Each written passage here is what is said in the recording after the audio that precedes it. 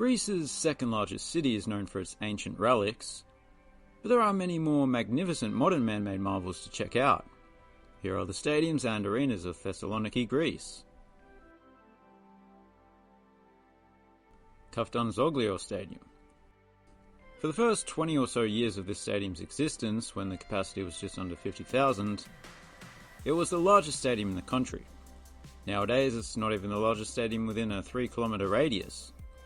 The reason for the significant reduction of the capacity is that the terracing was converted into seating in the year 2000. I suppose I should specify 2000 AD, because you never know with Greece. You will have noticed the large oval-shaped burgundy thing surrounding the field. Well, they tell me that this is not there simply to be a hindrance to football fans, and also reduce the chance that a projectile thrown from the stands can reach the field, but it's what they call a running track. It has allowed the stadium to host some fairly big athletics events in the past. There is something very bleak about a sodden running track. Ivanofeo Sports Arena is named after Jerzy Ivanovshenovich, a Polish-Greek athlete who was a saboteur during the Greek resistance in World War II. Sadly, he was executed by the Nazis after being betrayed by an associate.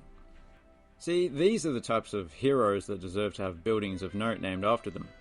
Too many sports venues are named after some random politician, or a rich guy, or a corporation. To abruptly go from the most consequential of matters to the most trivial of observations, the ceiling of this place looks like a floor. You could flip it upside down and still play basketball here. Either that or it would collapse under its own weight, because it was not designed to be flipped upside down. Makedonikos Stadium. A reminder that Thessaloniki is located in the Greek region known as Macedonia, not far from where Alexander the Great was born. That's actually part of the reason why the country of North Macedonia had to change its name if they wanted to stand a chance of joining the EU. There is still a bit of beef between Greece and North Macedonia. Can you see it? Anyway, design-wise, this isn't too far from the sports venues you may have come across in ancient Greece. Not quite back when Great Alex was knocking about. It's more advanced than that, but it's mostly bare concrete throughout. There are just a few hundred bucket seats under the roof there. PAOK Sports Arena. This place gets the nickname Palataki, which means Little Palace. It might be little by palace standards, but it is still the largest indoor arena in the city. The interior layout is pretty interesting. You don't see that configuration too often. I like it. The first match at this venue back in the day was actually between two teams based in other cities. The reason for this is that the first event that it hosted was the Greek Basketball Cup Final Four, an event that has been held just once again in Thessaloniki, at another venue we'll get to soon. It's almost always held on Crete nowadays. I would say check out the Stadiums of Crete video to see it, however plugging another video would cheapen this video, so I won't say check out the Stadiums of Crete video. Like most stadiums in Greece, this one has a nickname, but this is a case of a nickname that has become more official than the official name, because it is officially known as PAOK Stadium, but Toumba is even more commonly used than Palataki is for the last one. It is simply the name of the district in which it's located. This is the largest stadium in the city, albeit by just 1,000 or so. As I alluded to earlier, it is just a stone's throw from Kaftanzoglio Stadium.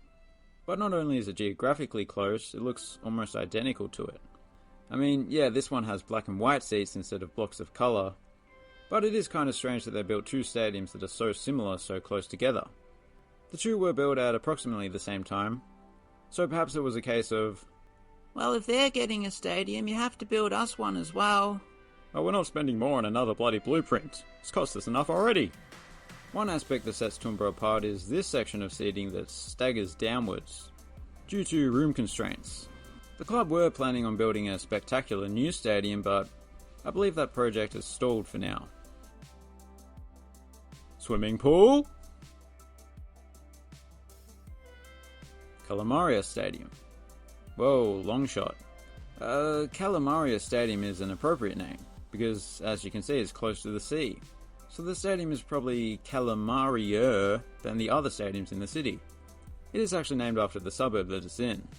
And apparently the origin of Kalamaria's name comes from the phrase Scala Side, meaning the dock of the fleet. But it could also mean good sea. It's not exactly clear.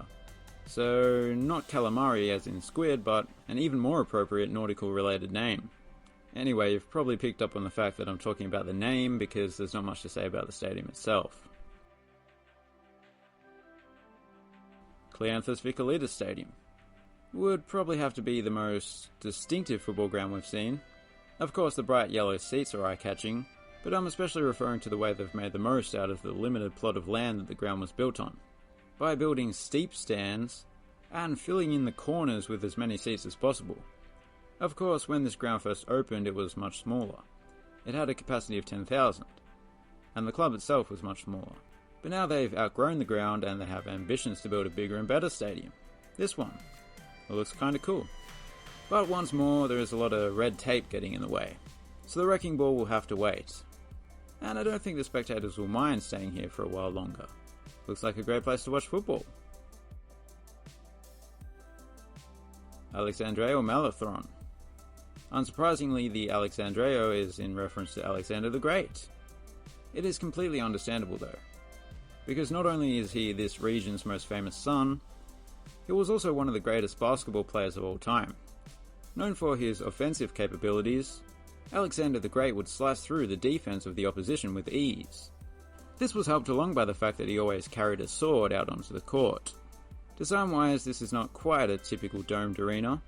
The ceiling is a bit lower than usual, and it consists of a steep horseshoe layout rather than a complete bowl. That was at the behest of Alexander, as a tribute to Bucephalus, his favourite horse.